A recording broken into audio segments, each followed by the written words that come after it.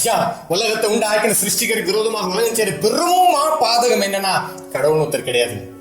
ரோட்ல அழகழகா கார் போகுது, விதவிதமா கார் போகுது.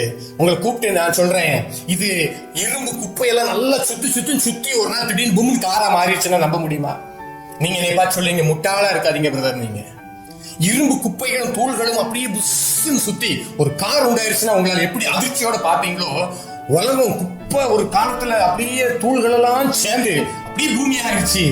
அப்படியே கூழ் உண்டாச்சு, கூழ்ல அந்த குரங்கு உண்டாச்சு, குரங்கு மனுஷன் வந்தா எப்பேற்பட்ட வேதனை உள்ள அக்கிரமம் ஐயா. கடவுளின் நியாயத்திற்கு தாமதிக்குமோ? தேவ கோபாக்கினி தப்பிக்கொள்வார்களோ? கடைசி காலத்துல இதெல்லாம் தான் முக்கியமான காரியம். எப்படி ஒரு வேதனை! ஒரு சிருஷ்டிப்புன்னு ஒண்ணு இருந்துச்சுன்னா சிருஷ்டிகர்னு ஒருத்தர் கட்டாயம் இருப்பாரு. சிருஷ்டிகர்னு ஒருத்தர் கட்டாயம் இருப்பாரு. அதனால தான் சிருஷ்டிப்பு உண்டாயிருது. ஒரு மொபைல் போன் உங்க கையில போயிருக்குன்னா அதை உண்டாக்கின ஒருத்தர் இருக்கிறான்.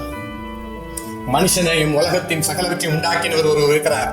அவரை அறிந்து கொள்றதுக்கு அந்த பரிசுத்த வேதாகம், இந்த கோபாக்கினை குறித்து காண்பித்தார்கள். இந்த பரிசுத்த வேதாகம் விடுதலை பத்திரமும் இதில் தான் உள்ளது, விடுதலை மொழியும் இதில் தான் உள்ளது. கடைசி அந்த விடுதலை சொல்லி உங்களுக்கு நான் முடிக்க வாஞ்சிக்கிறேன்.